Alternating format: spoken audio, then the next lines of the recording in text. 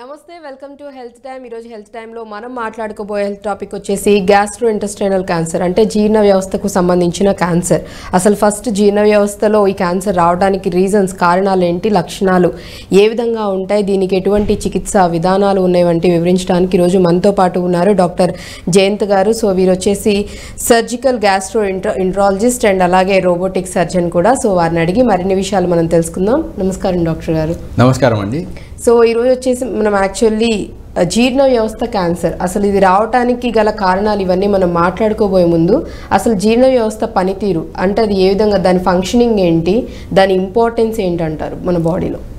So జీర్ణ వ్యవస్థ క్యాన్సర్ల గురించి తెలుసుకోబోయే ముందు అసలు జీర్ణ వ్యవస్థ అంటే ఏంటి, దాంట్లో ఏ అవయవాలు ఉన్నాయి అనేది తెలుసుకోవడం ముఖ్యమండి. సో జీర్ణ వ్యవస్థ అంటే మన ఆహారాన్ని నోటి నుంచి డైజెస్ట్ చేసి ఎక్స్క్రీట్ చేయడానికి హెల్ప్ చేసే వ్యవస్థ. దాంట్లో చాలా అవయవాలు ఉన్నాయి. So to start from gastrointestinal system అంటే it consist from mouth to anus అండి, మౌత్ టు యానస్. సో దీంట్లో నోటి నుంచి మలద్వారం దాకా మనకు మొట్టమొదటిగా వచ్చే అవయవం ఈసోఫాగస్, ఫుడ్ పైప్ అంటాము, ఆర్ తెలుగులో చెప్పాలంటే అన్నవాహిక. సో ఫుడ్ మనం నోటి నుంచి తీసుకున్న ఫుడ్ని స్టమక్ వరకు తీసుకెళ్లే ఫుడ్ పైప్ అంతే ఈసోఫాగస్ అనేది. సో ఇది అన్నవాహిక. అన్నవాహిక తర్వాత వచ్చే భాగం జీర్ణాశయం. జీర్ణాశయం అంటే స్టమక్ ఆర్ సింపుల్ నేటివ్ టైమ్స్లో కడుపు అంటాం అన్నమాట. సో స్టమక్ అనేది it is a reservoir like organ. So అది మనం తినే ఫుడ్ అంతటినీ కూడా స్టోర్ చేసుకుని అండ్ దాన్ని డైజెషన్ చేయడానికి హెల్ప్ చేస్తూ ఉంటుంది. సో ఈ ఫుడ్ స్టమక్ నుంచి, జీర్ణాశయం నుంచి మొదటగా చిన్న పేగులోకి, ఆ తర్వాత పెద్ద పేగులోకి ట్రావెల్ చేసి మలద్వారం గుండా ఎక్స్క్రీట్ అవుతుంది అన్నమాట. సో ఇది ఫుడ్ ప్యాసేజ్ అయ్యే ద్వారం. సో దీన్ని గ్యాస్ట్రో ఇంటెస్టైనల్ ట్రాక్ట్ అంటారు. దీన్ని సపోర్ట్ చేస్తూ మనకు మరికొన్ని అవయవాలు ఉంటాయి. లైక్ ఎగ్జాంపుల్ లివర్ కానివ్వండి, ప్యాంక్రియాస్ కానివ్వండి, లేకపోతే మన పిత్తాశయం కానివ్వండి, గాల్ బ్లాడర్. సో ఇవన్నీ కూడా సపోర్టివ్ ఆర్గన్స్ అన్నమాట. సో ఇవి మనం తినే ఫుడ్ని డైజెస్టివ్ ట్రాక్ట్లో పాస్ అవుతున్నప్పుడు దాన్ని డైజెస్ట్ చేసి దాని న్యూట్రియంట్స్ అన్నింటినీ అబ్జర్వ్ చేసుకోవడానికి హెల్ప్ చేస్తాయి. So these are the supportive organs. వీటన్నిటినీ కలిపి ఆన్ ద హోల్ జీర్ణ వ్యవస్థ ఆర్ గ్యాస్ట్రో ఇంటెస్టైనల్ సిస్టమ్ అంటాం అన్నమాట. ఓకే. సో ఈ జీర్ణ వ్యవస్థకు సంబంధించి క్యాన్సర్స్ రావడానికి గల కారణాలు ఏంటంటారు? సో జీర్ణ వ్యవస్థ క్యాన్సర్లు అనేది it's a very broad term అండి. దీంట్లో మళ్ళీ మనకు చాలా అవయవాలు ఉన్నాయి కాబట్టి ఒక్కొక్క అవయవంలో ప్రతి అవయవం జీర్ణ వ్యవస్థలో ఉన్న ప్రతి అవయవంలో కూడా క్యాన్సర్లు వచ్చే అవకాశం ఉంటుంది. సో ఒక్కొక్క అవయవంలో వచ్చే క్యాన్సర్కి వేరే రిస్క్ ఫ్యాక్టర్స్ కానీ కారణాలు కానీ ఉంటాయన్నమాట. So for example to start with oesophagus, మన అన్నవాహికకు క్యాన్సర్ రావడం అనుకుంటే ఇది క్రానిక్గా చాలా ఏళ్ళ నుంచి చాలా unhealthy food diet habits like spicy foods ఎక్కువ తీసుకోవడము, లేకపోతే ఆల్కహాల్ ఎక్కువ తీసుకోవడము, సిగరెట్స్ ఎక్కువ తాగడం, స్మోకింగ్ హ్యాబిట్ ఉన్న వాళ్ళలో. సో వీటి వల్ల మనకు క్రానిక్ రిఫ్లక్స్ అంటాం అనమాట. రిఫ్లక్స్ అంటే ఫుడ్ పైకి వచ్చి గ్యాస్ట్రైటిస్ రావడము, వీటి వల్ల క్రానిక్గా ఈ సిమ్టమ్స్ ఉంటూ మన అన్నవాహికకు గల లైనింగ్ డ్యామేజ్ అయ్యి అది క్యాన్సర్గా మారే అవకాశం ఉంటుంది. సో ఇది ఒక మెయిన్ కారణం అన్నమాట. సో అలాగే మనకు స్టమక్, ఇప్పుడు జీర్ణాశయంకి వచ్చే క్యాన్సర్కి తీసుకుంటే చాలామందిలో అల్సర్లు ఫామ్ అవుతూ ఉంటాయి. సో ఈ స్టమక్లో అల్సర్స్ ఫామ్ అవుతూ ఉంటాయి అన్నమాట. ఈ అల్సర్లకి సరైన ట్రీట్మెంట్ తీసుకోక ఏళ్ళ తరబడి ట్యాబ్లెట్స్ మీద ఉంటూ సో సరిగా డయాగ్నోస్ అవ్వకపోతే there is always a chance that ఈ అల్సర్లు క్యాన్సర్గా మారే అవకాశం ఉంటుందన్నమాట. సో ఇలాగే మనకి ఫర్ ఎగ్జాంపుల్ కోలోరెక్టల్ అంటే పెద్ద పేగుకి లేకపోతే మలద్వారానికి వచ్చే క్యాన్సర్లను తీసుకుంటే వాటిలో మళ్ళీ ఎక్కువ ఆల్కహాల్ కన్జంప్షన్ కానీ, రెడ్ మీట్ కన్జంప్షన్ కానీ, oily foods and spicy foods ఎక్కువ తీసుకునే వాళ్ళలో, అండ్ ఒబేసిటీ, ఇవన్నీ కూడా predisposing factors or risk factors for colorectal cancers అనమాట. అలాగే లివర్కి కానీ ప్యాంక్రియాస్కి కానీ తీసుకుంటే first most important risk factor for liver damage కానీ, ప్యాంక్రియాస్ డ్యామేజ్ కానీ, and then converting into cancer కానీ ఆల్కహాలిజం. ఆల్కహాల్ ఎక్కువ తీసుకుంటూ అండ్ దానివల్ల లివర్ ఫస్ట్ డ్యామేజ్ అవ్వడం, అది క్యాన్సర్గా మారడం. సో ఇవన్నీ కూడా రిస్క్ ఫ్యాక్టర్స్ అనమాట. సో మనకు తెలిసిన రిస్క్ ఫ్యాక్టర్స్ ఇవి. కానీ చాలామందిలో జీర్ణ వ్యవస్థకు వచ్చే క్యాన్సర్లకు కారణం ఇది అని కంపల్సరీగా చెప్పడం చాలా కష్టం అనమాట. ఆల్మోస్ట్ 80% ఆఫ్ ద క్యాన్సర్స్కి మనం కారణం చెప్పలేము. బట్ తెలిసిన వాళ్ళలో వచ్చే క్యాన్సర్లకి వచ్చే రిస్క్ ఫ్యాక్టర్స్ అయితే ఇవి అన్నమాట. చూసుకున్నట్లయితే జనరల్గా రిస్క్ ఫ్యాక్టర్స్ అయితే ఇవి. ఓకే. అండ్ అలాగే సిమ్టమ్స్, ఇప్పుడు ఏదైనా మనకి ఒక హెల్త్ ఇష్యూ వచ్చిందంటే సో ఖచ్చితంగా సిమ్టమ్స్ లక్షణాలు అనేవి తెలుస్తూ ఉంటాయి. సో ఒక్కొక్కసారి మన బాడీ ముందుగానే మనల్ని వార్న్ చేస్తూ ఉంటుంది, ఆ సిమ్టమ్స్ చూపిస్తూనే ప్రాబ్లం ఇక్కడ ఎరేజ్ అవుతుంది, వస్తుంది అన్నట్టుగా. అట్లానే ఈ క్యాన్సర్ దీనిలో కూడా జీర్ణ వ్యవస్థకు సంబంధించిన క్యాన్సర్లో కూడా లక్షణాలు ఏమన్నా సిమ్టమ్స్ ముందు నుంచి మనకి తెలియడం కానివ్వండి అట్లా ఏమన్నా ఉంటాయంటారా? జీర్ణ వ్యవస్థ క్యాన్సర్లలో సిమ్టమ్స్ వచ్చాయి అంటే ఇట్ ఈస్ ఆల్మోస్ట్ లేట్ స్టేజ్లో తెలుస్తాయి అన్నమాట. చాలా వరకు జీర్ణ వ్యవస్థ క్యాన్సర్లు కూడా లేట్ స్టేజ్ వరకు ప్రెజెంట్ అవ్వవు. ఐ మీన్ సిమ్టమ్స్ తెలియవు అనమాట. కొన్ని సిమ్టమ్స్ మనకు తెలియగలిగేవి ఏంటి అంటే, for example food pipe cancer అనుకోండి, అది క్యాన్సర్గా మారకముందు మనకు ఈ క్రానిక్ రిఫ్లెక్స్ లైక్ తిండి నోట్లోకి వస్తూ ఉన్నట్టు అనిపించడం కానీ, లేకపోతే ఛాతీలో మంట ఉంటూ ఉండడం, గ్యాస్ట్రైటిస్ లాగా అనిపిస్తూ ఉండడం, ఛాతీలో నొప్పి, కడుపులో మంట, ఇవన్నీ కూడా అర్లీ సిమ్టమ్స్ అన్నమాట. Early symptoms not about cancer. So లోపల ఏదో ఒక పెథాలజీ ఉంది, it might get converted into cancer అనేసి మనం గుర్తించడానికి హెల్ప్ చేస్తాయి. సో ఇటువంటి సిమ్టమ్స్ వచ్చినప్పుడు నెగ్లెక్ట్ చేయకుండా వెంటనే డాక్టర్ కన్సల్టేషన్ తీసుకోవడం, ఫర్దర్ టెస్టింగ్ చేయించుకోవడం, అండ్ ఏదైనా క్యాన్సర్ లాంటి లీజన్ ఏదైనా తెలిస్తే దానికి ఎర్లీ ట్రీట్మెంట్ తీసుకోవడం అనేది చాలా ఇంపార్టెంట్ అన్నమాట. సో ఇలాగే మనకి అన్నవాహికకే కాకుండా స్టమక్లో అల్సర్లు వచ్చినా కానీ, లివర్లో క్రానిక్ ఆల్కహాల్ తీసుకుంటున్న వాళ్ళలో టు స్టార్ట్ విత్ మనకి జాండీస్ అనేది వెరీ ఇంపార్టెంట్ సిమ్టమ్ అన్నమాట. జాండీస్ రావడం, తర్వాత పొట్ట ఉబ్బరం ఉండడం, లేకపోతే పిత్తాశయం క్యాన్సర్లలో కూడా జాండీస్ అనేది మోస్ట్ ఇంపార్టెంట్ ఫీచర్ అన్నమాట. కడుపులో నొప్పి లేకపోతే జాండీస్ ఉండడం, అండ్ పెద్ద పేగు చిన్న పేగుకి వచ్చే క్యాన్సర్లలో పొట్ట ఉబ్బరం ఉండడం, లేకపోతే తిన్న తర్వాత మోషన్ ఫ్రీగా వెళ్ళకపోవడం, తర్వాత మోషన్ వెళ్ళడానికి అడ్డుపడడం, లేకపోతే మోషన్లో రక్తం కనపడడం, సో మలద్వారంలో బ్లీడింగ్ అవ్వడం, ఇవన్నీ కూడా సిమ్టమ్స్ అన్నమాట. So most of the times ఈ సిమ్టమ్స్ వచ్చాయి అంటే it is almost late stage of presentation అనేసి అనుకుంటాం మనము. సో ఇనిషియల్లో మనకి ఎలాంటి అంటే ఇనిషియల్ స్టేజెస్లో ఉన్నప్పుడు మనకి ఎటువంటి లక్షణాలు అనేవి తెలియదు. వెరీ రేర్లీ అన్నమాట. మనకు చాలా వరకు కూడా క్యాన్సర్లలో, జీర్ణ వ్యవస్థ క్యాన్సర్లలో సిమ్టమ్స్ అనేటివి అంత ఈజీగా తెలియవు. అందుకే స్క్రీనింగ్ టెస్ట్ అనేటివి చాలా ఇంపార్టెంట్ అన్నమాట. మనం చాలా వరకు కూడా స్క్రీనింగ్ మీద అండ్ అర్లీ సిమ్టమ్స్ ఏ రకమైన సిమ్టమ్ వచ్చినా కానీ నెగ్లెక్ట్ చేయొద్దు అని చెప్పి ఎక్కువ స్ట్రెస్ చేస్తూ ఉంటాము. రైట్. అండ్ అలాగే ఎక్కువ ఏజ్ గ్రూప్ వాళ్ళలో, అంటే పర్టికులర్గా ఈ ఏజ్ గ్రూప్ వాళ్ళకే ఇది ఎఫెక్ట్ అవుతుంది, ఏజ్ గ్రూప్ వాళ్ళలో ఎక్కువగా ఈ క్యాన్సర్తో సఫర్ అవుతున్న వాళ్ళు ఉన్నారని అలా ఏమైనా ఉందా, లేదంటే అందరికీ ఛాన్సెస్ ఎక్కువగానే ఉన్నాయంటారా? అంటే మనం చూసే పేషెంట్స్లో ఏంటంటే చాలా వరకు ఎల్డర్లీ ఏజ్ గ్రూప్, అంటే మనకు 50 ఏళ్ళు లేక 60 ఏళ్ళు పైన పడ్డ వాళ్ళకి ఎక్కువగా ఈ క్యాన్సర్లు కనబడుతూ ఉంటాయి. సో దీనికి కారణం కూడా ఏంటంటే క్రానిక్గా లోపల డ్యామేజ్ జరుగుతూ ఉండడం, ఇన్ఫ్లమేషన్ అనేది జరుగుతూ ఉండడం వల్ల లేట్ స్టేజెస్లో అది క్యాన్సర్గా మారి మనకి సిమ్టమ్స్తో బయటపడుతుంటారు అన్నమాట. కానీ ఈ మధ్య కాలంలో ఏంటంటే అర్లీ ఏజ్ గ్రూప్స్లో కూడా ఈ క్యాన్సర్లు అనేటివి చూస్తూ ఉన్నాము. మోస్ట్ ఆఫ్ ద టైమ్స్ దీనికి కారణం ఏంటంటే జెనెటిక్ ఆల్టరేషన్స్ అన్నమాట. పుట్టుకతో వచ్చే కొన్ని genetic alterations already genetically predisposed ఉన్న ఇండివిజువల్స్లో ఏ ఒక్క రిస్క్ ఫ్యాక్టర్ తోడైనా కానీ, లైక్ ఇందాక మనం చెప్పినట్టు ఆల్కహాలిజం కానీ, స్మోకింగ్ కానీ, ఎన్విరాన్మెంటల్ స్ట్రెస్ కానీ, సో ఇటువంటివి ఏదైనా తోడైనప్పుడు ఈ జెనెటికల్లీ ప్రీడిస్పోజ్డ్ ఇండివిజువల్స్లో అర్లీ ఏజ్ గ్రూప్లో మనకు క్యాన్సర్లు అనేటివి కనబడుతున్నాయి అన్నమాట. రైట్. సో ఎర్లీ వాళ్ళలో కూడా కనిపించవచ్చు, ఎక్కువగా అయితే 50+ ఆర్ 60+ వాళ్ళల్లో ఎక్కువగా కనిపిస్తుంది. అండ్ అలాగే డైజెషన్కి సంబంధించి అల్సర్స్ మీరు ఇందాక చెప్పడం జరిగింది. చాలా వరకు కూడా కొంతమంది అల్సర్స్ వస్తూ ఫామ్ అవుతూ ఉండడం, మళ్ళీ మెడిసిన్స్ తీసుకుంటే తగ్గుతూ ఉండడం, ఇట్లా కొంతమందిలో. అండ్ అలాగే మోషన్ ప్రాబ్లం చాలా ఎక్కువ మందిలో కూడా, అది కూడా కొంతమంది అంటే యంగ్ ఏజ్ వాళ్ళలో ఉంటుంది, అడల్ట్స్లో పెద్దవాళ్ళలో కూడా ఉంటుంది. సో ఈ రెండు ప్రాబ్లమ్స్తో సఫర్ అయ్యే వాళ్ళకు కూడా మేబీ అంటే ఎక్కువగా ఈ జీర్ణ వ్యవస్థకు సంబంధించి క్యాన్సర్ వచ్చే ఛాన్సెస్ ఎక్కువ ఉన్నాయి అనుకోవచ్చా? క్యాన్సర్ వచ్చే ఛాన్స్ అని కాదు, కానీ నెగ్లెక్ట్ ఛాన్స్ అయితే డెఫినెట్గా ఉంటుంది, బట్ అందరికీ వస్తుందని కాదు. సో ఏ సిమ్టమ్ని కూడా మనం నెగ్లెక్ట్ చేయకూడదు. ఇప్పుడు జీర్ణ వ్యవస్థకు సంబంధించి మనం అనుకున్నట్టు క్రానిక్ గ్యాస్ట్రైటిస్, ఛాతీలో మంట, కడుపులో మంట ఉంటూ ఉండడం, ఫుడ్ నోట్లోకి వచ్చినట్టు అనిపిస్తూ ఉండడం, ఇవన్నీ కూడా సిమ్టమ్స్ ఆఫ్ రిఫ్లక్స్ డిసీజ్ అన్నమాట. సో కడుపులో ఉన్న యాసిడ్ లైక్ జీర్ణాశయంలో ఉన్న యాసిడ్ ఫుడ్ పైప్లోకి వస్తూ ఉంది అన్నదానికి సంకేతాలు ఇవన్నీ.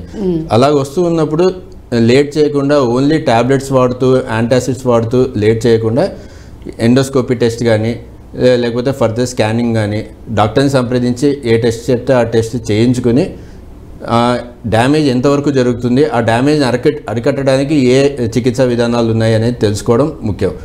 సో అలాగే మనకి పెద్ద పేగులో క్యాన్సర్ల వల్ల, మలద్వారంలో క్యాన్సర్ల వల్ల కాన్స్టిపేషన్ రావడం, మలబద్ధకం రావడం, మలద్వారంలో బ్లీడింగ్ అవ్వడం, ఇలాంటివన్నీ కూడా సింపుల్గా చాలామంది పైల్స్ ఉంటాయి లేకపోతే హెమరాయిడ్స్ ఉంటాయి అనేసి నెగ్లెక్ట్ చేస్తూ ఉంటారు.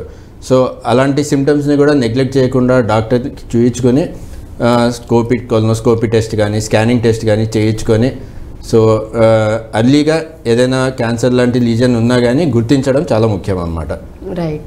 అండ్ అలాగంటే మనం ఏజ్ గ్రూప్స్ ఎక్కువగా ఏజ్ గ్రూప్ వాళ్ళలో వస్తుందని చెప్పుకున్నాం. అలాగే స్త్రీ పురుషుల్లో ఎక్కువగా ఎవరికి ఈ ప్రాబ్లంతో సఫర్ అయ్యే వాళ్ళు ఎక్కువగా ఉన్నారు. అండ్ ఇద్దరికి ఈక్వల్గా పాసిబిలిటీస్ ఎక్కువ, వీళ్ళలో కూడా ఎక్కువగానే వస్తున్నాయి అనుకోవచ్చా? అలాగే ప్రీడిస్పోజిషన్ అంటూ ఏమి ఉండదండి. స్త్రీలైనా పురుషులైనా అందరిలో అన్ని రకాల క్యాన్సర్లు కనబడుతున్నాయి. కొన్ని రకాల క్యాన్సర్లకి gents are more predispose, like ఇప్పుడు ఈసోఫాజియల్ క్యాన్సర్ కానివ్వండి, కోలోరెక్టల్ క్యాన్సర్ కానివ్వండి. బట్ దాంట్లో కూడా చాలా రకాలు ఉంటాయి, చాలా పెథలాజికల్ టైప్స్ ఉంటాయి. సో ఇది డెఫినెట్గా స్త్రీలకే వస్తుంది లేకపోతే పురుషులకే వస్తుంది అని చెప్పలేమండి. Both sexes are equally affected. Okay. So అంటే ఏజ్ గ్రూప్ వాళ్ళకన్నా రావచ్చు అండ్ ఎవరికన్నా జెండర్ ఇది కూడా ఏమి ఉండదు. సో లేడీస్లో అన్నా ఉంటుంది, జెంట్స్లో ఉన్న ప్రతి ఒక్కళ్ళు కూడా వచ్చే ఛాన్సెస్ ఎక్కువగా ఉన్నాయని కూడా చెప్తూనే ఉన్నారు. అండ్ అలాగే నిర్ధారించుకోవాలి అంటే కనుక ఎటువంటి టెస్ట్లు అనేవి ఇనీషియల్లో చేయడం జరుగుతుంది? నిర్ధారించుకోవాలంటే ఇప్పుడు మనం అనుకున్నట్టు సిమ్టమ్స్, ఏ రకమైన సిమ్టమ్ని కూడా నెగ్లెక్ట్ చేయకూడదు. ఫర్ ఎగ్జాంపుల్ ఇప్పుడు అన్నవాహికకి సంబంధించిన అన్నవాహిక అండ్ జీర్ణాశయానికి సంబంధించిన సిమ్టమ్స్ అంటే మోస్ట్ ఆఫ్ ద టైమ్స్ ఈ గ్యాస్ట్రైటిస్, కడుపులో మంటగా ఉండడం, లేకపోతే ఛాతీలో మంటగా ఉండడం, లేకపోతే తెలియకుండా అంటే అన్ఇంటెన్షనల్ వెయిట్ లాస్ అనమాట. మనం ఏం చేయకుండానే వెయిట్ లాస్ అవుతూ ఉండడం, లేకపోతే వామిటింగ్స్లో బ్లీడింగ్ అవ్వడం, ఇలాంటివన్నీ కూడా symptoms of upper GI tract pathologies అన్నమాట. సో అది ఎందువల్ల వస్తుంది అని డెఫినెట్గా మనం ఫస్ట్ మేము సజెస్ట్ చేసే టెస్ట్ వచ్చేసి ఎండోస్కోపీ అని చెప్తాం అన్నమాట. సో నోటి నుంచి ఒక కెమెరాని అన్నవాహిక అండ్ జీర్ణాశయం, ఈసోఫాగస్ అండ్ స్టమక్లోకి పంపించి లోపల లైనింగ్ అంతా ఎలాగుంది, ఏమైనా అల్సర్స్ ఉన్నాయా, లేకపోతే ఆ అల్సర్స్ వల్ల ఏమైనా కాంప్లికేషన్స్ డెవలప్ అవుతున్నాయా, లైక్ ఇందాక చెప్పినట్టు క్యాన్సర్గా ఏమైనా మారుతున్నాయా అనేది చూసుకోవడానికి endoscopy will be of much help అండి. ఒకవేళ ఎండోస్కోపీ చేసినప్పుడు మనము లోపల ఏమైనా మనకు డిసీజ్ లాగా అనిపించింది అంటే దాని నుంచి బయాప్సీ తీసుకోవడం. బయాప్సీ అంటే చిన్న ముక్క తీసి పరీక్షకు పంపిస్తామండి. సో టిష్యూ బయాప్సీ అంటాము. ఈ ముక్క పరీక్షకు పంపించినప్పుడు దాన్ని మైక్రోస్కోపీ కింద చూసిన తర్వాత మనం డెఫినెట్గా నిర్ధారించుకోవచ్చు ఇది అల్సర్సా, ఇన్ఫ్లమేషన్ వల్ల వచ్చిందా, ఇన్ఫెక్షన్ వల్ల వచ్చిందా, లేకపోతే క్యాన్సర్ వల్ల వస్తుందా, మళ్ళీ ఆ క్యాన్సర్లో ఏ రకమైన క్యాన్సర్, అర్లీ స్టేజ్ క్యాన్సరా, ప్రోగ్రెసివ్ క్యాన్సరా అనేది అన్నీ కూడా ఈ బయాప్సీ పరీక్షలో తెలుస్తాయి. సో ఇలాగే మనకి పెద్ద పేగుకి సంబంధించిన పెథాలజీలో కూడా కొలనోస్కోపీ అనేది ఉంటుందన్నమాట. కొలనోస్కోపీ అంటే మలద్వారం ద్వారా కెమెరాని పంపించి పూర్తి పెద్ద పేగుని ఎగ్జామిన్ చేస్తాం. అందులో కూడా ఇలాగే మనకు ఏ అబ్నార్మాలిటీ కనిపించినా కానీ దాని నుంచి ముక్క పరీక్ష తీసుకుని టిష్యూ బయాప్సీ చేసి అది ఎందువల్ల వస్తుంది, అల్సర్లు ఏమైనా ఉన్నాయా లేకపోతే క్యాన్సర్లుగా మారే స్టేజ్లో ఏమైనా ఉన్నాయా అనేది కనిపెట్టడానికి హెల్ప్ చేస్తాయండి. ఇవి పేగుల గురించి. మనకు ఫర్దర్ లివర్ కానీ, ప్యాంక్రియాస్ కానీ, లేకపోతే మన గాల్ బ్లాడర్, పిత్తాశయం కానీ, వీటిలో ఏదైనా పెథాలజీస్ ఉన్నప్పుడు అల్ట్రాసౌండ్ కానీ సిటీ స్కాన్ కానీ ఫస్ట్ మోడాలిటీ ఆఫ్ చాయిస్ అని చెప్తామండి. సో ఈ టెస్ట్లు చేయించుకోవడం వల్ల మనకు లోపల ఏం పెథాలజీ జరుగుతుంది, ఏం డిసీజ్ ప్రోగ్రెస్ అవుతుంది అనేసి గుర్తించగలిగే ఛాన్స్ ఉంటుంది. ఓకే. సో వీటి వల్ల అంటే మనం క్యాన్సర్ని, అది క్యాన్సరా కాదా లేకపోతే ఏమన్నా మీరు అన్నట్టు అల్సర్ అనేది దాని ద్వారా ఈ టెస్ట్ల ద్వారా నిర్ధారించుకోవడం జరుగుతుంది. అండ్ ఒకవేళ అది క్రానిక్ అంటే ఏ స్టేజెస్లో ఉంది అండ్ ఏ టైప్ ఆఫ్, వీటిలో కూడా యాక్చువల్లీ ఈ జీర్ణ వ్యవస్థకి సంబంధించిన క్యాన్సర్లో కూడా మళ్ళీ టైప్స్ ఉంటాయంటారా? ఎన్ని రకాల క్యాన్సర్స్ రావచ్చు అంటారు? క్యాన్సర్లు అనేవి చాలా రకాలుగా ఉంటాయండి, డిపెండింగ్ ఆన్ ద పెథాలజీ. అంటే మన బయాప్సీ తీసుకున్న తర్వాత పెథాలజీ స్లైడ్లో చూసిన తర్వాత డిసైడ్ అవ్వచ్చు. చాలా రకాలుగా ఉంటాయి. ఇందాక చెప్పినట్టు ఈచ్ ఆర్గన్ అంటే ప్రతి అవయవంలోనూ చాలా రకాలుగా క్యాన్సర్ అనేది ప్రెజెంట్ అయ్యే అవకాశం ఉంటుంది. ఇప్పుడు ఫుడ్ పైప్ తీసుకుంటే ఈసోఫాగస్ తీసుకుంటే దాంట్లో మళ్ళీ 2 రకాల క్యాన్సర్లు ఉంటాయి. స్క్వామస్ సెల్ క్యాన్సర్ అని, అడినో క్యాన్సర్ అని, అలాగే స్టమక్లో కూడా ఇంటెస్టైనల్ టైప్ క్యాన్సర్ అని, ఇంకా వేరే రకాలు కూడా ఉంటాయి అన్నమాట. అలాగే ఇవన్నీ కూడా pathological types. So but treatment అనేది it will be varying with types అనమాట. సో ఏదైనా కానీ మనకు ఇనీషియల్ డయాగ్నోస్టిక్ టెస్ట్ మాత్రం ఇవి ఎండోస్కోపీ, కొలనోస్కోపీ, అల్ట్రాసౌండ్ కానీ, సిటీ స్కాన్ కానీ చేయించుకోవడం బెటర్ అన్నమాట డాక్టర్ సలహా మేరకు.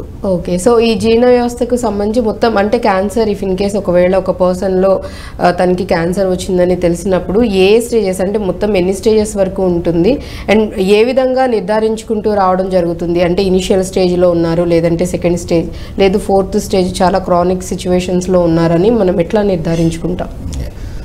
ఇన్ పర్టికులర్ జీర్ణ వ్యవస్థ క్యాన్సర్లని కాదు కానీ ఏ క్యాన్సర్కైనా కానీ మనకు 4 స్టేజ్లు అనేవి ఉంటాయండి. ఒకటి first stage, stage 1, limited to the lining of the organ. So మనకి ఇప్పుడు ఫర్ ఎగ్జాంపుల్ ఈసోఫాగస్ క్యాన్సర్ తీసుకుంటే కానీ ఓన్లీ ఈసోఫాజల్ మ్యూకోజా అంటే లైనింగ్లో మాత్రమే, ఆ లోపల ఉన్న లైనింగ్కి మాత్రమే అఫెక్ట్ అయ్యేటట్టు ఉంటుంది. స్టేజ్ 1 అంటాం దీన్ని. దీనివల్ల మోస్ట్ ఆఫ్ ద టైమ్స్ మనకు సిమ్టమ్స్ అనేటివి కనబడవు ఈ స్టేజ్లో. బట్ ఈవెన్ ఈ క్యాన్సర్లు కూడా, ఈ క్యాన్సర్లు మనకు most of the times screening టెస్ట్లలో బయటపడతాయి, లేకపోతే వేరే ఏదైనా సిమ్టమ్ వల్ల మనం టెస్ట్ చేయించుకున్నప్పుడు ఇవి బయటపడుతుంటాయి అన్నమాట. ఇన్సిడెంటల్ ఫైండింగ్స్ అంటాము. అలాగే స్టేజ్ 2 వచ్చేసి మాకు ఆ పర్టికులర్ ఆర్గన్ నుంచి కొంతవరకు పక్కకి స్ప్రెడ్ అయినట్టు ఉంటుందన్నమాట. లైక్ ఇప్పుడు ఈసోఫాగస్ తీసుకుంటే ఈసోఫాగస్ నుంచి చుట్టుపక్కల ఉన్న చిన్న చిన్న లింఫ్ నోడ్స్ అవి అఫెక్ట్ అయ్యే అవకాశం ఉంటుంది. అదే స్టేజ్ 3 తీసుకుంటే చుట్టూ ఉన్న మేజర్ ఆర్గన్స్ని అఫెక్ట్ చేస్తూ ఉంటుంది. లైక్ ఇప్పుడు కోలాన్ తీసుకున్నా కానీ, పెద్ద పేగు తీసుకున్నా, ఈసోఫాగస్ తీసుకున్నా, స్టమక్ తీసుకున్నా, స్టేజ్ 3లో ఏంటి అంటే ఆ చుట్టూ ఉన్న ఆర్గన్స్ని లైక్ పెద్ద పెద్ద లింఫ్ నోడ్స్ అఫెక్ట్ అవ్వడం, ఆ చుట్టూ ఉన్న ఫ్యాట్ అఫెక్ట్ అవ్వడం అనేది ఉంటుంది. లాస్ట్ స్టేజ్ 4 ఏంటి అంటే దూరంగా ఉన్న అవయవాలు కూడా అఫెక్ట్ అవుతూ ఉంటాయి. లైక్ ఇప్పుడు ఫర్ ఎగ్జాంపుల్ మనకి పెద్ద పేగు తీసుకుంటే పెద్ద పేగు నుంచి క్యాన్సర్ స్టార్ట్ అయ్యి అది చుట్టూ స్ప్రెడ్ అయ్యి దూరంగా ఉన్న లివర్ కానీ లేకపోతే లంగ్స్ కానీ వాటికి కూడా అఫెక్ట్ అవుతూ ఉంటే అప్పుడు స్టేజ్ 4 అంటాం అన్నమాట. దీనికి కారణం ఏంటంటే ఈ క్యాన్సర్ సెల్స్ అనేటివి స్ప్రెడ్ అయ్యి మనకు బ్లడ్ స్ట్రీమ్ ద్వారా వేరే అవయవాలకు కూడా పాకడం, అప్పుడు డిస్టెంట్ ఆర్గన్ మెటాస్టాసిస్ అంటాం. దీన్ని స్టేజ్ 4 అంటాం అన్నమాట. సో ఇలాగా ప్రతి క్యాన్సర్లో కూడా మనకు 4 స్టేజ్లు అనేటివి ఉంటాయండి. ఓకే. క్యాన్సర్లో వచ్చేసి ట్రీట్మెంట్ ఏ విధంగా ట్రీట్మెంట్ ఉంటుంది? మ్యాక్సిమం క్యాన్సర్స్లో రేడియేషన్స్, కీమో ఇవ్వటం, సర్జరీ చేయటం, యాక్చువల్లీ ఇవి ఏ విధంగా చేస్తారు అంటే ఏ స్టేజెస్లో ఉన్న వాళ్ళకి కొంతమందికి రిక్వైర్మెంట్ ఉంటుంది, కొంతమందికి ఉండదు. సో దీనిలో అంటే ఈ గ్యాస్ట్రో ఇంటెస్టైనల్ క్యాన్సర్తో సఫర్ అయ్యే వాళ్ళకి ట్రీట్మెంట్స్ ఏ విధంగా ఉన్నాయి వంటి విషయాలు కూడా మనం డాక్టర్ గారిని అడిగి తెలుసుకుందాం. సో డాక్టర్ గారు, ఇప్పుడున్న అడ్వాన్స్డ్ టెక్నాలజీస్లో గ్యాస్ట్రో ఇంటెస్టైనల్ క్యాన్సర్తో సఫర్ అయ్యే వాళ్ళకి ఎటువంటి ట్రీట్మెంట్స్ అనేది ఇస్తున్నారు? గ్యాస్ట్రోఇంటెస్టైనల్ క్యాన్సర్స్ అనేది మనకు ఇందాక చెప్పుకున్నట్లు 4 స్టేజ్ల్లో ప్రెజెంట్ అవుతుంటారండి. సో మనకు ట్రీట్మెంట్ అనేది it varies with stage. So ఒక్కొక్క స్టేజ్కి ఒక్కొక్క ట్రీట్మెంట్ ఆప్షన్స్ ఉంటుంటాయి. అండ్ స్టేజ్ని బట్టే కాదు, టైప్ ఆఫ్ ద క్యాన్సర్ని బట్టి కూడా మారుతూ ఉంటాయి. మనకు పెథాలజీ అంటే మనకు బయాప్సీలో స్లైడ్లో ఏం తెలిసింది అనే దాన్ని బట్టి కూడా ట్రీట్మెంట్ ఆప్షన్స్ మారుతూ ఉంటాయి. గ్రాస్గా చెప్పుకోవాలనుకుంటే రఫ్గా మనకు ప్రతి క్యాన్సర్కి ఉన్న 3 treatment options are very important. ఒకటి రేడియేషన్, 2 కీమోథెరపీ, 3వది సర్జరీ. సో మనకి depending on the stage of the cancers మనము సెలెక్ట్ చేస్తామన్నమాట. ఇది స్టేజ్ స్పెసిఫిక్ ట్రీట్మెంట్ అని అంటాం. ఇప్పుడు ఫర్ ఎగ్జాంపుల్ మనకు టు స్టార్ట్ విత్ ఈసోఫాగస్ తీసుకుంటే, అన్నవాహికకు వచ్చే క్యాన్సర్లకు తీసుకుంటే మోస్ట్ ఆఫ్ ద టైమ్స్ మనకు ప్రెజెంటేషన్ అనేది లేట్ స్టేజెస్లోనే తెలుస్తూ ఉంటుంది. లైక్ పేషెంట్కి ఇప్పుడు సిమ్టమ్స్ వచ్చాయి అంటే అన్నం తినడంలో అడ్డుపడడం కానీ, వామిటింగ్స్ అవ్వడం కానీ, లేకపోతే బరువు తగ్గడం, ఇలాంటివన్నీ సిమ్టమ్స్ వచ్చాయి అంటే ఆల్మోస్ట్ 80% ఆఫ్ ద ఈసోఫాగస్ అంతా కూడా క్యాన్సర్ వల్ల బ్లాక్ అయ్యి ఉంటుందన్నమాట. సో అలాగున్న స్టేజ్ అనేది మనకి ఇందాక అనుకున్నట్టు స్టేజ్ 3 కింద వస్తాయి most of the times. So అలాగున్న స్టేజ్లో ఈసోఫాజల్ క్యాన్సర్స్కి మనము first chemotherapy and radiation 2 combine చేసి, కీమోథెరపీ అంటే ఇంజెక్షన్స్ ద్వారా లేకపోతే ట్యాబ్లెట్స్ ద్వారా మందులు ఇవ్వడం అన్నమాట. అండ్ దెన్ రేడియేషన్ అనేది మనకు మళ్ళీ రేడియేషన్లో కూడా చాలా రకాలైన అడ్వాన్సెస్ ఇప్పుడు వచ్చాయి. సో ఈ రేడియేషన్ అండ్ కీమోథెరపీ సాయంతో ఫస్ట్ ఆ క్యాన్సర్ని సైజ్ తగ్గిస్తాం అన్నమాట. ఓకే. సైజ్ చిన్నగా చేసి then the third stage will be going for surgery. ఏ క్యాన్సర్కైనా సర్జరీ అనేది definitive and curative option. Surgery చేసి మనం క్యాన్సర్ ఉన్నదంతా కూడా తీసేయడానికి వీలుంటుంది. బట్ సర్జరీకి వెళ్ళాలి అంటే కొన్ని క్యాన్సర్లకి ముందుగా కీమోథెరపీ, రేడియోథెరపీ ఇవ్వడం, ఆ తర్వాత సర్జరీ చేయడం. మళ్ళీ కొన్ని క్యాన్సర్లకి డైరెక్ట్గా సర్జరీ చేసి సర్జరీ తర్వాత కీమోథెరపీ, రేడియోథెరపీ ఇవ్వడం ఇలాగా ఉంటుందన్నమాట. సో మనం అనుకున్నట్టు టు స్టార్ట్ విత్ ఈసోఫాగస్ చెప్పుకుంటే ఈసోఫాగస్లో నియో అడ్జువెంట్ కీమో రేడియేషన్ అంటాం. అంటే సర్జరీ ముందు ఇచ్చే కీమోథెరపీ అండ్ రేడియేషన్ థెరపీ. ఈ థెరపీలు ఇచ్చి ఇది కూడా మళ్ళీ డిపెండింగ్ ఆన్ ద పెథాలజీ, మనము బయాప్సీలో ఏ పెథాలజీ వచ్చింది అనే దాన్ని బట్టి మనకు డ్రగ్స్ మారుతాయి. కీమోథెరపీలో కానీ రేడియేషన్లో కానీ డ్రగ్స్ మారుతాయి. సో ఈ రకంగా ట్రీట్మెంట్, నియో అడ్జువెంట్ ట్రీట్మెంట్, సర్జరీకి ముందు ఇచ్చే ట్రీట్మెంట్ కంప్లీట్ అయిన తర్వాత మనం మళ్ళీ అసెస్ చేసుకుంటాం అన్నమాట. మళ్ళీ సిటీ స్కాన్ కానీ పెట్ స్కాన్ కానీ చేసి ఎంతవరకు తగ్గింది సైజు, సర్జరీకి అమినబులా లేదా, సర్జరీ చేస్తే బెనిఫిట్ ఉంటుందా లేదా అనేది అసెస్ చేసుకుని అప్పుడు సర్జరీ చేసి ఆ భాగాన్ని ఫుడ్ పైప్ కానీ, ఇప్పుడు ఈసోఫాగస్ అనుకుంటే ఫుడ్ పైప్ మొత్తాన్ని తీసేసి మళ్ళీ దానికి కంటిన్యూటీ ఏర్పరుస్తాం అన్నమాట. లైక్ పైన ఉన్న ఈసోఫాగస్కి కింద ఉన్న స్టమక్కి కంటిన్యూటీ ఏర్పరుస్తాం. సో ఇది చేసిన తర్వాత కూడా మళ్ళీ పోస్ట్ ఆప్ అంటే ఆపరేషన్ తర్వాత ఇచ్చే కీమోథెరపీ, రేడియోథెరపీ కూడా ఉంటాయన్నమాట. మనం ఆపరేషన్ టైంలో తీసేసిన భాగాన్ని మళ్ళీ టెస్ట్కి పంపిస్తాం బయాప్సీకి. ఆ టెస్ట్ని బట్టి దాంట్లో ఎంతవరకు క్యాన్సర్ మిగిలి ఉంది అనేది తెలుస్తుంది. దాన్ని బట్టి మనం అడ్జువెంట్ థెరపీ ఇస్తాం, అంటే సర్జరీ తర్వాత ఇచ్చే ట్రీట్మెంట్ అన్నమాట. సో ఈ రకంగా ఇది ఈసోఫాగస్కి. అలాగే మనకు జీర్ణాశయానికి, కడుపుకి తీసుకుంటే కూడా దాంట్లో కూడా ఇప్పుడు గైడ్లైన్స్ ప్రకారం ఫస్ట్ కీమోథెరపీ ఇస్తాం, నియో అడ్జువెంట్ కీమోథెరపీ. మనకి ఎండోస్కోపీ చేసిన తర్వాత పేషెంట్కి బయాప్సీలో కడుపులో క్యాన్సర్ ఉంది అని చెప్పి బయటపడితే first step will be going for a chemotherapy. Neo adjuvant chemotherapy ఇచ్చి దాని తర్వాత మళ్ళీ రీఅసెస్ చేసుకుని కొన్ని వారాల తర్వాత లేకపోతే కొన్ని నెలల తర్వాత రీఅసెస్ చేసి అప్పుడు సర్జరీ చేసి ఆ భాగాన్ని మొత్తాన్ని తీసేసి సర్జరీ తర్వాత మళ్ళీ అడ్జువెంట్ కీమోథెరపీ అనేది ఉంటుందన్నమాట. సర్జరీ పోస్ట్ ఆప్ కీమోథెరపీ అంటాం. ఇది స్టమక్కి. అలాగే మనకి కొన్ని క్యాన్సర్లు లైక్ కోలోరెక్టల్ క్యాన్సర్లు, పెద్ద పేగుకి వచ్చే క్యాన్సర్లు అనుకోండి, depending on the stage. Like colon క్యాన్సర్లో ఇప్పుడు స్టేజ్ మరీ అడ్వాన్స్ కాకుండా, ఇప్పుడు ఫర్ ఎగ్జాంపుల్ స్టేజ్ 3 అనుకోండి, directly we will go for surgery. Surgery చేసి ఆ భాగాన్ని మొత్తాన్ని తీసేసి పోస్ట్ ఆప్ అడ్జువెంట్ కీమోథెరపీ అనేది ఇస్తాం అన్నమాట. ఇవి అంటే ముందు ఇవ్వకుండా తర్వాత సర్జరీ తర్వాత కీమోథెరపీ అనేది ఇస్తాం అన్నమాట. అలాగే మలద్వారానికి వచ్చే క్యాన్సర్లు like terminal part of the large intestine, రెక్టమ్కి వచ్చే క్యాన్సర్లకు ఏంటంటే దాంట్లో మళ్ళీ first neoadjuvant chemo radiation ఇస్తాము.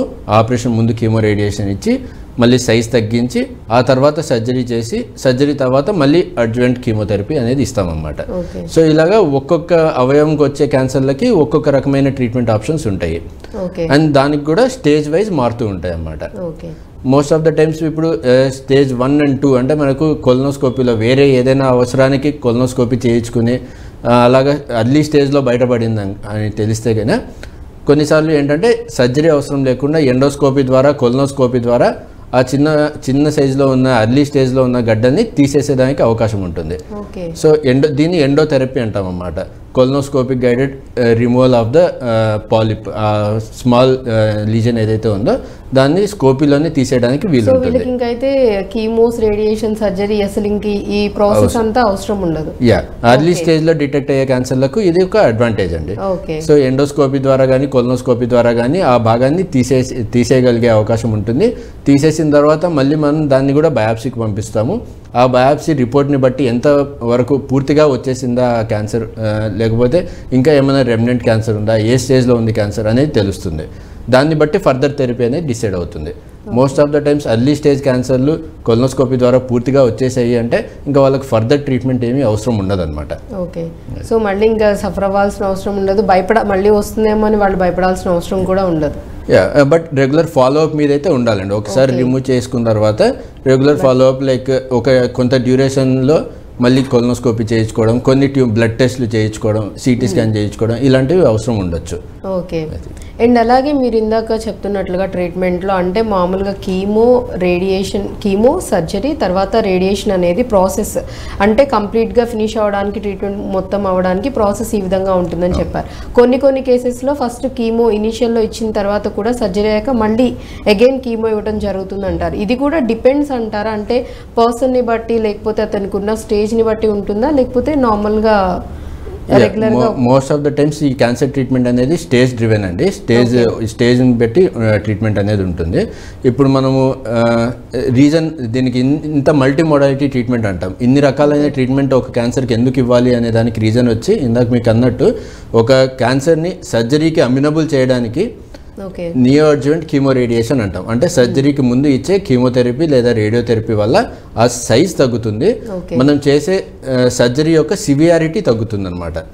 ఇప్పుడు ఒక cancer for example oesophagus cancer ఉందనుకోండి, అది చుట్టూ ఉన్న అవయవాలకి లైక్ ట్రెకియా, విండ్ పైప్ కానివ్వండి, పెద్ద పెద్ద బ్లడ్ వెజల్స్ కానివ్వండి, చుట్టూ ఉన్న అవయవాలన్నిటికీ కూడా స్ప్రెడ్ అయ్యి ఉంటుంది ఇనిషియల్ స్టేజ్లో. అప్పుడు మనం ఈ నియో అడ్జువెంట్ కీమో రేడియేషన్ ఇచ్చామంటే దాని సైజ్ కొంచెం తగ్గుతుంది. సైజ్ తగ్గిన తర్వాత మనం చేసే సర్జరీ యొక్క సివియారిటీ తగ్గుతుంది అనమాట. ఆ సర్జరీ యొక్క కాంప్లికేషన్స్ తగ్గుతాయి. సో అలాగా సైజ్ తగ్గించడానికి నియో అడ్జువెంట్ కీమోథెరపీ అనేది హెల్ప్ చేస్తుంది. ఆ తర్వాత surgery is the definitive treatment. మనకు కంటికి కనిపించేంత గ్రాస్ డిసీజ్ ఏదైతే ఉందో అదంతా కూడా తీసేయడానికి హెల్ప్ చేస్తుంది. కాకపోతే క్యాన్సర్స్లో ఏంటంటే మైక్రో మెటాస్టాసిస్ అంటాం.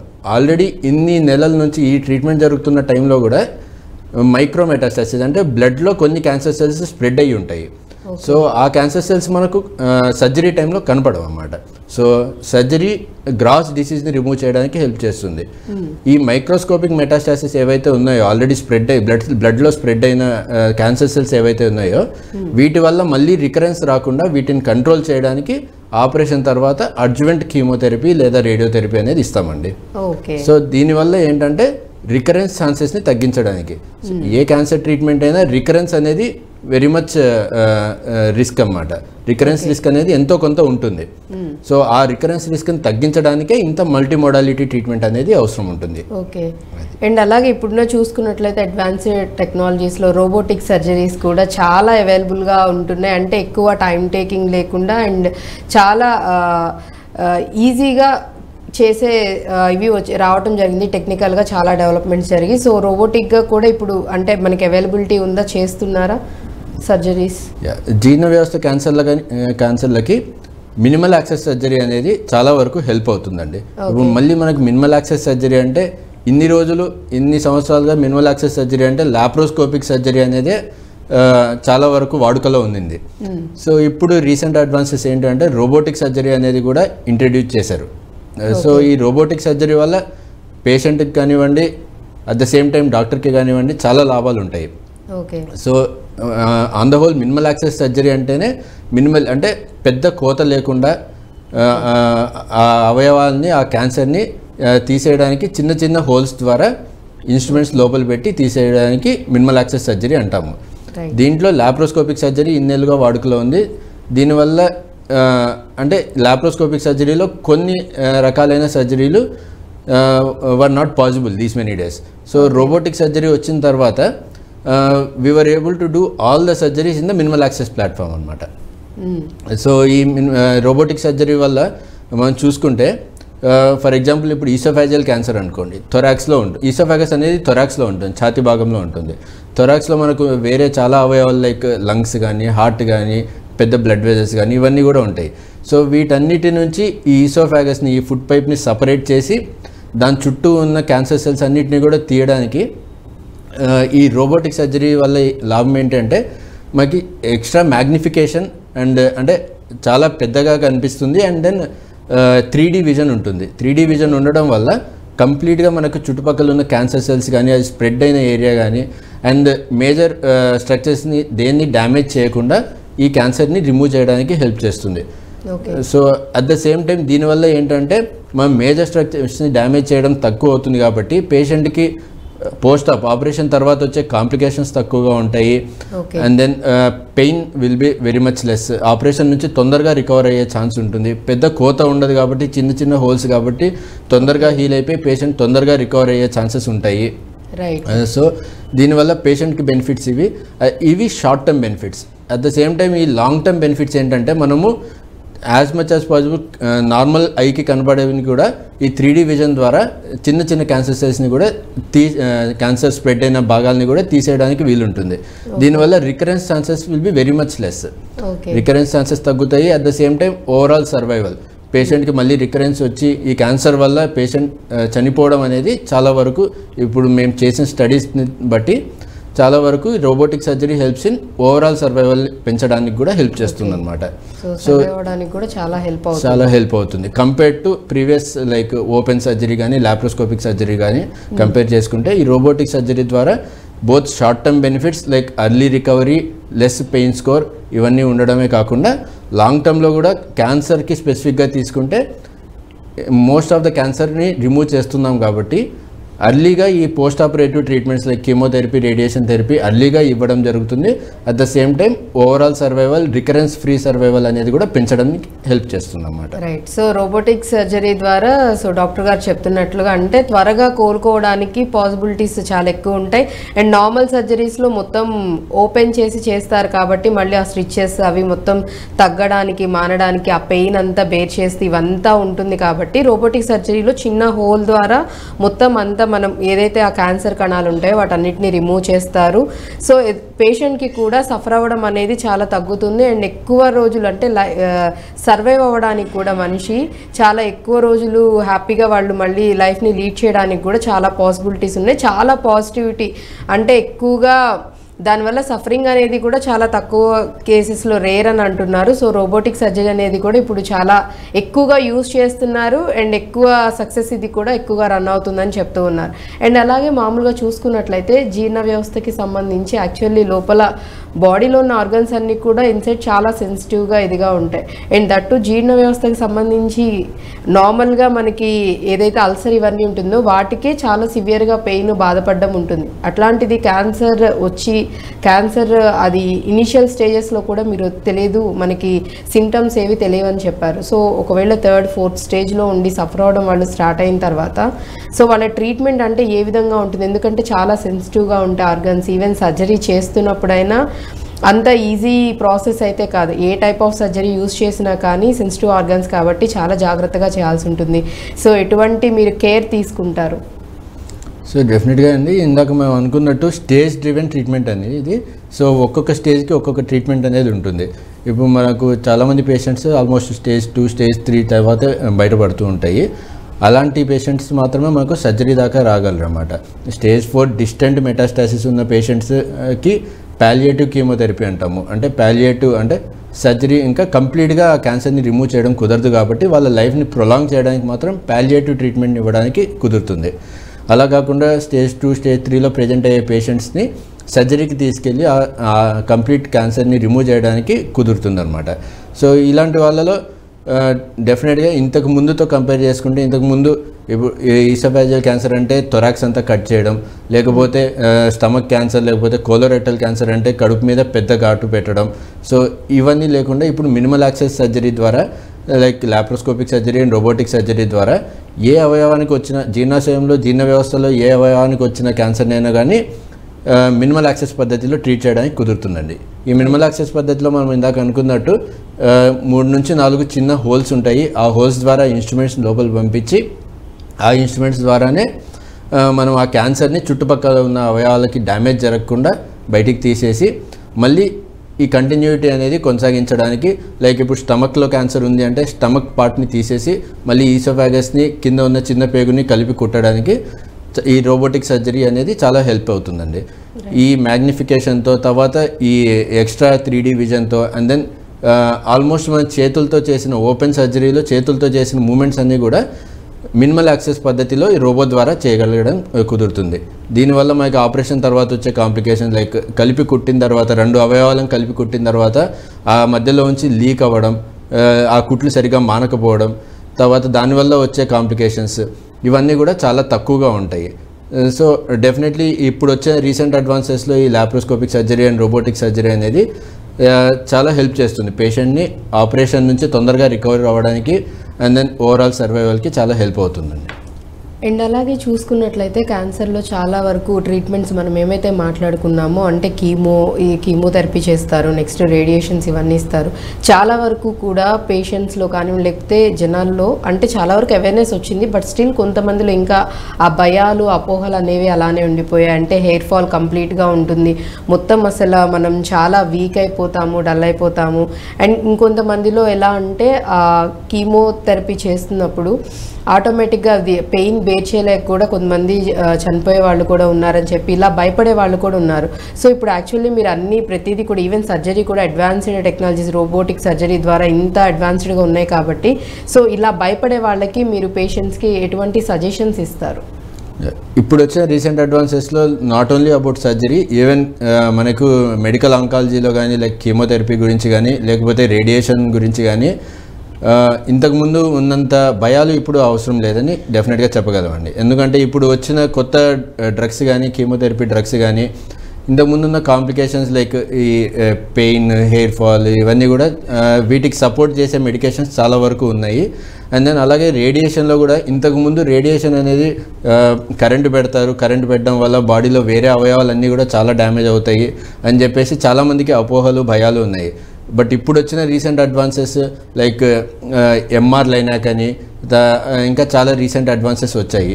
సో వీటి ద్వారా ఏంటంటే క్యాన్సర్ కణాలకు మాత్రమే రేడియేషన్ ఇచ్చి చుట్టుపక్కల ఉన్న నార్మల్ స్ట్రక్చర్స్ని దేనికి కూడా డ్యామేజ్ జరగకుండా సెలెక్టివ్ రేడియేషన్ అనేది ఇవ్వడానికి కుదురుతుందండి. దీనివల్ల పేషెంట్కి ఈ రేడియేషన్ వల్ల వచ్చే కాంప్లికేషన్స్ కూడా చాలా తక్కువగా ఉంటాయి.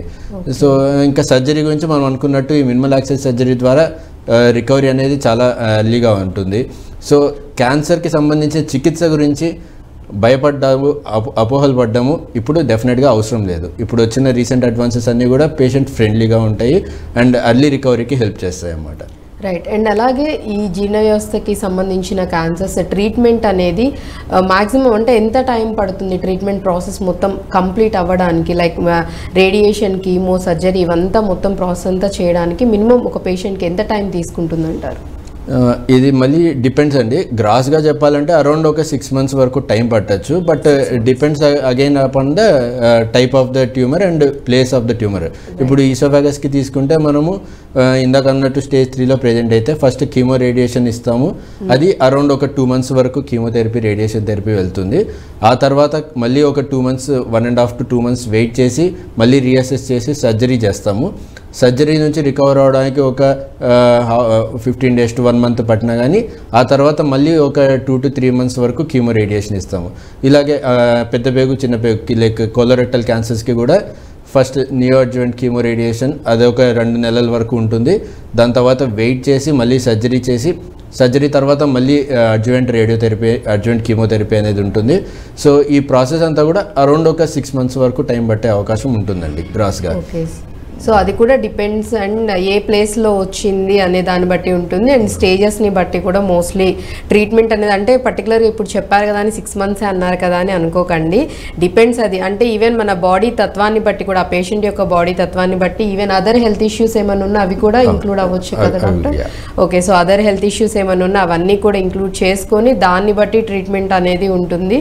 సో వెంటనే 6 months చెప్పారు లేదంటే 3 months చెప్పారు ఇమీడియట్గా అంటే ఇప్పుడు ఉన్న వాళ్ళలో ఆ పేషెన్సీ కూడా చాలా వరకు తగ్గిపోతుంది. ఏదైనా హెల్త్ ఇష్యూ వచ్చిందంటే ఇమీడియట్గా వెళ్ళాము, ట్రీట్మెంట్ చేయించుకున్నాం, మళ్ళీ నెక్స్ట్ 1 or 2 daysలో రికవర్ అయిపోయి వర్క్స్ చేసుకోవాలి, వాళ్ళకి సంబంధించిన పనులు చేసుకోవాలన్న దీనిలో ఉంటున్నారు తప్ప సో హడావుడిగా అనుకుంటూ ఉంటారు. ఇలా చూసినప్పుడు కూడా మాకు డాక్టర్ ఇట్లా 2 months అని చెప్పారు, లేకపోతే 2 daysలో అయిపోతుందని చెప్పారు, మళ్ళీ ఇంత ప్రాసెస్ ఏంటని అడుగుతూ ఉంటారు. కాబట్టి అందుకే మీకు డీటెయిల్గా చెప్పడం జరుగుతుంది. సో ఆ పేషెంట్ని బట్టి డిపెండ్ అయి ఉంటుంది ఎన్ని డేస్ ఎంతవరకు ట్రీట్మెంట్ ఉంటుంది అనేది.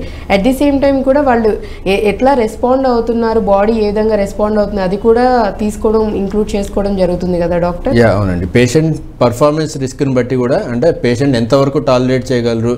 కీమోథెరపీలో కొన్ని డ్రగ్స్ వల్ల ఎక్కువ కాంప్లికేషన్స్ ఉంటాయి, సైడ్ ఎఫెక్ట్స్ ఉంటుంటాయి, వాటిని టాలరేట్ చేయగలరా లేదా పేషెంట్ ఏజ్ని బట్టి లేకపోతే పేషెంట్కి వచ్చిన ట్యూమర్ బయాప్సీని బట్టి ఇవన్నీ కూడా పేషెంట్కి వేరే లైక్ బీపీ, షుగర్, వేరే కోమాబిలిటీస్ ఏమేమి ఉన్నాయి, హార్ట్ పేషెంట్ ఇట్లాంటివన్నీ కూడా కన్సిడర్ చేసి అప్పుడు మనము విల్ టేక్ ఏ డెసిషన్ అనమాట. పేషెంట్ స్పెసిఫిక్ డెసిషన్ అనేది తీసుకోవాల్సిన అవసరం ఉంటుంది. ఓకే, సో పేషెంట్ని బట్టి తన హెల్త్ కండిషన్ని బట్టి డిపెండ్ అయి ఉంటుందని చెప్తున్నారు. అండ్ అలాగే యాక్చువల్లీ ఇప్పుడు జీర్ణ వ్యవస్థకు సంబంధించిందంటే ఆబ్వియస్లీ వాళ్ళు ఆల్రెడీ ఫుడ్ తీసుకోవడంలో ఎన్నో ఇయర్స్ నుంచి సఫర్ అవుతూ వస్తూ ఉంటారు. వన్స్ ట్రీట్మెంట్ స్టార్ట్ చేసిన తర్వాత కూడా కొంతమంది తినలేకపోతూ ఉంటారు, లేకపోతే నార్మల్ హెల్త్ ఇష్యూస్ ఉన్నప్పుడే మనం ఏమైనా తీసుకోవాలి, ఇంటేకింగ్ అనేది చాలా తక్కువ ఉంటుంది. సో ఇలాంటి కండిషన్స్లో సఫర్ అయ్యే వాళ్ళకి మరి వాళ్ళకి ఫుడ్ టేకింగ్ ఏ విధంగా ఉంటుందంటే ఫుడ్కి సంబంధించి వాళ్ళకి ఏమన్నా వేరే సపరేట్గా కేర్ తీసుకోవడం జరుగుతుందంటారా? డెఫినెట్లీ అండి. ఇప్పుడు మనకు అంటే క్యాన్సర్ స్పెసిఫిక్ అండి, మనకు most of the times cancer వల్లనే క్యాకెక్సీ అంటాం, అనోరెక్సీ అంటాం, అంటే ఆకలి వేయకపోవడం. చాలా రోజుల నుంచి క్యాన్సర్ వల్లనే ఆకలి తగ్గిపోతుంది వాళ్ళకి. అండ్ దెన్ కొన్నిసార్లు ఏమవుతుందంటే ఈ క్యాన్సర్ బ్లాక్ చేసి మన ఫుడ్ ప్యాసేజ్ని బ్లాక్ చేసి ఎక్కువ తీసుకోలేకపోవడం జరుగుతూ ఉంటుంది. సో వీటన్నిటికీ మనకు ఆటోమేటిక్గా క్యాన్సర్ సైజ్ తగ్గడం కానీ, క్యాన్సర్ సెల్స్ని తగ్గించడం, ఈ కీమోథెరపీ, రేడియేషన్ లేకపోతే సర్జరీ ద్వారా ఈ క్యాన్సర్ని తీసేయడం వల్ల మళ్ళీ రీకంటిన్యూయేషన్ మనం ఎస్టాబ్లిష్ చేయగలిగితే డెఫినెట్గా పేషెంట్ ఇంటేక్ అనేది బెటర్ అవుతుంది. And but during this mean time అంటే ఈ ట్రీట్మెంట్ జరుగుతున్నంత టైంలో కూడా పేషెంట్కి సప్లిమెంట్స్ అనేది లైక్ ఫుడ్ సప్లిమెంట్స్ అనేది చాలా ఇంపార్టెంట్ అన్నమాట. అంటే మనము నార్మల్ ఫుడ్లో తీసుకోగలిగేదంతా కూడా వాళ్ళకు కొంచెం సాఫ్ట్గా సెమీ సాలిడ్గా ఉన్న డైట్ ఇవ్వడం జరుగుతుంది. కొన్నిసార్లు లిక్విడ్స్లో ప్రోటీన్ పౌడర్స్ అది ఇవ్వడం జరుగుతుంది. సో డెఫినెట్గా ఫుడ్ సప్లిమెంట్స్ అనేటివి చాలా వరకు ఇంపార్టెంట్ ఉంటుంది during the duration of the treatment. Okay, so ఆ టైంలో కూడా ఫుడ్ సప్లై అనేది హెల్దీదే ఇస్తారని కూడా చెప్తూ ఉన్నారు. అండ్ అలాగే ఇప్పుడు చూసుకున్నట్లయితే డాక్టర్ గారు యంగ్ పీపుల్లో కూడా మనం ఇనీషియల్లో మాట్లాడుకున్నట్టు అంటే 25 నుంచి బిలో 40 బిలో ఉన్న వాళ్ళలో కూడా చాలా వరకు వస్తుంది. వన్స్ ఒకసారి క్యాన్సర్ అని అది ఏ టైప్ ఆఫ్ క్యాన్సర్ అయినా విన్న వెంటనే ఫస్ట్ మనిషి మెంటల్లీ చాలా డిస్టర్బ్ అయిపోతూ ఉంటారు. కొంతమంది డిప్రెషన్లో కూడా వెళ్ళిపోతూ ఉంటారు. ట్రీట్మెంట్ తీసుకోవడానికి వన్ స్టెప్ ముందుకు వేయడానికి కూడా భయపడుతూ ఉంటారు. అందరికీ తెలుస్తుందేమో, లేకపోతే చేయించుకున్న తర్వాత ఇంకా నెక్స్ట్ లైఫ్ ఉండదేమో, ఈవెన్ ట్రీట్మెంట్ తర్వాత కూడా ఇంకా మనం లైఫ్లో నార్మల్గా ఇప్పుడు ఉన్నట్లు ఉండలేమో అని చెప్పి చాలా భయపడుతూ అపోహపడుతూ ఉంటారు.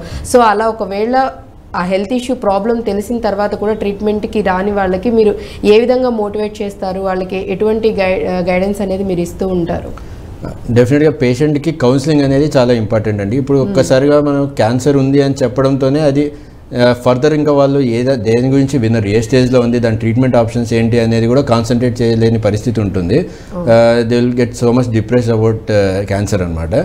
సో అలాంటి వాళ్ళకి మేము ఫస్ట్ కౌన్సిల్ చేస్తాము, ఈ క్యాన్సర్కి వేరే ట్రీట్మెంట్ ఆప్షన్స్ ఏమేమి ఉంటాయి, దీనివల్ల సఫరింగ్ ఎంత ఉంటుంది అండ్ బెనిఫిట్ ఎంత ఉంటుంది, సో రిస్క్ బెనిఫిట్ రేషియో అనేది ఎక్స్ప్లెయిన్ చేయాల్సిన అవసరం ఉంటుంది. అండ్ దెన్ చాలాసార్లు ఏం చేస్తామంటే సపోర్ట్ గ్రూప్ మీటింగ్స్ అంటాం అన్నమాట. లైక్ ఈ రకమైన క్యాన్సర్తో ఇంతకుముందు సఫర్ అయ్యి బయటపడి హ్యాపీ లైఫ్ని లీడ్ చేస్తున్న వాళ్ళందరితోటి ఒక మీటింగ్ ఏర్పాటు చేస్తుంటాము. సో కాన్స్టెంట్గా ఇవన్నీ సపోర్ట్ గ్రూప్ మీటింగ్స్ అనేటివి జరుగుతూ ఉంటాయి. ఇంకా కొంతమంది డిప్రెషన్ నుంచి బయటికి రాలేకపోతే we always take the help of our psychiatrist and psychology colleagues and వాళ్ళకు కౌన్సిలింగ్లు ఇచ్చి వాళ్ళని మోటివేట్ చేయడానికి always we keep on trying అండి. ఓకే, సో ఎందుకు యాక్చువల్లీ అడగాల్సి వస్తుందంటే ముందు ఇనీషియల్గా మంది హెల్త్ ప్రాబ్లం ఇప్పుడున్న రోజుల్లో ఇంత అడ్వాన్స్డ్ టెక్నాలజీస్ వచ్చి మెడిసిన్స్ పరంగా కానివ్వండి, లేకపోతే ట్రీట్మెంట్స్ పరంగా కానివ్వండి, ఒకప్పుడు సర్జరీస్ ఏదన్నా కానీ ఎన్నో అవర్స్ టైం పట్టేది, ఓపెన్ చేసి సర్జరీస్ చేయాల్సిన సిచ్యువేషన్స్ ఉండే. ఇప్పుడు చెప్తున్నట్లు రోబోటిక్ సర్జరీస్ వచ్చిన తర్వాత అసలు చాలా అంటే కొంతవరకు ప్రాసెస్ అనేది ఈజీ అయిపోయింది అండ్ ఎఫెక్ట్ అనేది దానివల్ల సైడ్ ఎఫెక్ట్స్ ఇవన్నీ కూడా చాలా వరకు తగ్గాయి. బట్ ఇంత నడుస్తున్నా కానీ మనిషి మానసికంగా ఆ భయాలు, అపోహలు ఏవైతే అంటే ఎదుటి వాళ్ళు వీళ్ళు చెప్పిన మాటలు వినో భయపడిపోయో వాళ్ళకి వాళ్ళే డిసైడ్ అయిపోయి ఇంట్లోనే ఉండిపోతారు, ఎవరికి చెప్పరు. ఈవెన్ ఫ్యామిలీ మెంబర్స్తో కూడా ఓపెన్గా ఇలాంటి సిచ్యువేషన్ వచ్చిందని చెప్పి ఈవెన్ వాళ్ళకు కూడా చెప్పరు. సో అలాంటి వాళ్ళ కోసమే అడగాల్సి వచ్చింది. సో హెల్త్ ఇష్యూ ఏదైనా కానివ్వండి, ఎస్పెషల్లీ క్యాన్సర్స్కి సంబంధించి మీకు ఏమైనా అటువంటి నిజంగా సిమ్టమ్స్ ఏమైనా కనిపించి కన్ఫర్మేషన్ వచ్చినప్పుడు ఖచ్చితంగా ఒక స్టెప్ ధైర్యం చేసి ఫస్ట్ ఇంట్లో వాళ్ళకి చెప్పి అండ్ ఫస్ట్ అండ్ ఫార్మోస్ట్గా మీరు డాక్టర్ని ఆ పర్టికులర్ ఏదైతే ఇష్యూ ఉందో ఆ పర్టికులర్ డాక్టర్ దగ్గరికి వెళ్ళి మీరు వాళ్ళని కన్సర్న్ అయితే అసలు ప్రాసెస్ ఏంటి, మీది ఏ స్టేజ్లో ఉంది, ఇనీషియల్లోనే ఉందా లేకపోతే మీరు భయపడుతున్నంత సివియారిటీ లేదా ఉందా అనేది కూడా వాళ్ళు నిర్ధారణ చేస్తారు అండ్ తర్వాత ట్రీట్మెంట్ అనేది చెప్తారు. ఇప్పుడు డాక్టర్ గారు ఇనీషియల్ నుంచి మొత్తం ట్రీట్మెంట్ వరకు ఎవ్రీథింగ్ చెప్పారు. సో ఎక్కడా కూడా భయపడాల్సిన అవుతుందో లేకపోతే మన సఫరింగ్ పేషెంట్ బాగా సఫర్ అవ్వాల్సిన సిచ్యువేషన్స్ కూడా ఎక్కడా లేవు. ఈవెన్ లాస్ట్ స్టేజ్ 4th స్టేజెస్లో ఉన్న వాళ్ళకు కూడా ట్రీట్మెంట్ చేసి వాళ్ళు హ్యాపీగా సర్వైవ్ అవుతున్న వాళ్ళు కూడా ఉన్నారు. సక్సెస్ఫుల్గా అలా హ్యాపీగా లైఫ్ని లీడ్ చేసిన కేసెస్ కూడా చాలా ఎక్కువ అని చెప్తున్నారు. కాబట్టి సో మైండ్లో ఏదైతే ఉందో ఫస్ట్ ఆ నెగిటివిటీ అనేది పక్కన పెట్టేసేసేయండి. మీకు ఫస్ట్ అనిపించిన వెంటనే ఇమీడియట్గా డాక్టర్ని కన్సర్న్ అవ్వండి. డాక్టర్ ఏం సజెస్ట్ చేస్తారో అది ఖచ్చితంగా ఫస్ట్ అయితే ఫాలో అవ్వండి. అండ్ ఫైనల్గా వచ్చేసి డాక్టర్ గారు, క్యాన్సర్ రాకుండా ఉండాలంటే ఆబ్వియస్లీ మనం హెల్తీగా ఉండాలంటే ఫుడ్ అనేది మేజర్ థింగ్. సో ఫుడ్ ఎటువంటి ఫుడ్ రాకుండా ఉండటానికి కానివ్వండి, లేకపోతే ఆల్రెడీ వచ్చి ట్రీట్మెంట్స్ తీసుకొని వెళ్ళిన వాళ్ళకి ఎటువంటి ఆహారం తీసుకోవాలంటారు, లైఫ్ స్టైల్ ఏ విధంగా ఉండాలంటారు? Definitely food and lifestyle అనేది very important aspect in our health అండి. సో మనం ఇందాక చూసుకున్నట్టయితే క్యాన్సర్లకి, పర్టికులర్గా గ్యాస్ట్రోఇంటెస్టైనల్ క్యాన్సర్లకి spicy foods, oily foods, red meat కానీ, ఆల్కహాలిజం, స్మోకింగ్ హ్యాబిట్స్ ఇవన్నీ కూడా risk factors for gastrointestinal cancer. So వీటిని ఎంతవరకు అవాయిడ్ చేయగలిగితే అంత బెటర్. ఇంకొకటి ఫ్యాటీ ఫుడ్స్ని అవాయిడ్ చేసి స్మాల్ ఫ్రీక్వెంట్ మీల్స్ అనేది చాలా ఇంపార్టెంట్. ఒకటేసారి ఎక్కువగా హెవీ ఫుడ్ తీసేసుకోకుండా స్మాల్ క్వాంటిటీస్లో ఫ్రీక్వెంట్ ఇంటర్వెల్స్లో ఫుడ్ తీసుకుంటూ ఉండడం is a very healthy and good habit. So వీటి వల్ల కంప్లీట్గా క్యాన్సర్ రిస్క్ అనేది ఎలిమినేట్ అవుతుందని కాదు, కానీ మనకు తెలిసిన రిస్క్ ఫ్యాక్టర్స్ ఇవి కాబట్టి వాటిని అవాయిడ్ చేయడానికి కుదురుతుంది. ఇది కాకుండా మోస్ట్ ఇంపార్టెంట్లీ స్క్రీనింగ్. ఏ చిన్న కంప్లైంట్ వచ్చినా కానీ, ఏ చిన్న సిమ్టమ్ వచ్చినా కానీ నెగ్లెక్ట్ చేయకుండా టెస్ట్ చేయించుకోవడం, డాక్టర్ని సంప్రదించడం అనేది చాలా ఇంపార్టెంట్. అలాగే మనకు ఇప్పుడు గైడ్లైన్స్ ప్రకారం every person who is more than 40 years should undergo colonoscopy at least once. So ఈ ఎండోస్కోపీ అనేది పెద్ద పేగు క్యాన్సర్లు చాలా ఫ్రీక్వెంట్గా వస్తున్నాయి కాబట్టి 40 years పైబడిన ప్రతి ఒక్కరూ అట్లీస్ట్ ఒక్కసారన్నా కొలనోస్కోపీ అనేది చేయించుకోవడం చాలా ఇంపార్టెంట్ అన్నమాట. దీనివల్ల అర్లీ స్టేజెస్లో లేకపోతే సిమ్టమ్స్ లేకుండా బయటపడే క్యాన్సర్లు ఏవైనా ఉన్నా కానీ అవి బయటపడి వాటిని సింపుల్ ట్రీట్మెంట్తో ఎలిమినేట్ చేయడానికి హెల్ప్ అవుతుంటుంది. సో ఇలాంటి ప్రికాషన్స్ అన్ని తీసుకోవడం వల్ల చాలా హెల్తీగా ఉండడం. And then exercise also plays a important role. At least 30 minutes a day walk చేయడం కానీ, లేకపోతే whatever it is mild exercise కానీ రెగ్యులర్గా చేస్తూ ఉండడం to make it a habit in your daily life అనేది చాలా ఇంపార్టెంట్ అండి. రైట్. సో డాక్టర్ గారు ఏదైతే సజెషన్స్ ఇచ్చారో, ఏవైతే చెప్పారో ఖచ్చితంగా పాటించండి. మీకు ఏదైనా సరే హెల్త్కి సంబంధించి ఏ చిన్న ప్రాబ్లం అని అనిపించినా ఇమ్మీడియట్గా ఫస్ట్ మీకు మీరు ఓన్గా డెసిషన్ తీసుకున్నా, లేకపోతే గూగుల్లోనో ఫోన్లోనో చూసో లేకపోతే ఇంకొకరిని అడిగో కాకుండా ఫస్ట్ థింగ్ మీరు వెళ్ళి చేయాల్సింది ఆ పర్టికులర్ ఏదైతే మీరు ప్రాబ్లంతో సఫర్ అవుతున్నారో ఆ స్పెషలిస్ట్ దగ్గరికి, ఆ డాక్టర్ దగ్గరికి వెళ్ళి వాళ్ళని కన్సల్ట్ అయ్యి వాళ్ళు ఏం చెప్తారో అనేది అది ఫాలో అవ్వండి. అండ్ అలాగే రాకుండా ఉండడానికి కూడా మన లైఫ్ స్టైల్, మన ఫుడ్ ఏదైతే ఎటువంటి ఆహారం తీసుకోవాలని డాక్టర్ గారు సజెస్ట్ చేశారో ఖచ్చితంగా తూచా తప్పకుండా అందరూ చిన్నవాళ్ళ నుంచి పెద్దవాళ్ళ వరకు ప్రతి ఒక్కళ్ళు కూడా పాటించండి. Be healthy, be strong. And before that thank you so much doctor గారు, చాలా చక్కగా ఎక్స్ప్లెయిన్ చేశారు. Thank you. సో చూసారు కదా, ఇది ఇవాల్టి హెల్త్ టైం. మరో టాపిక్తో మళ్ళీ మీ ముందుంటాను. Keep watching I dream news.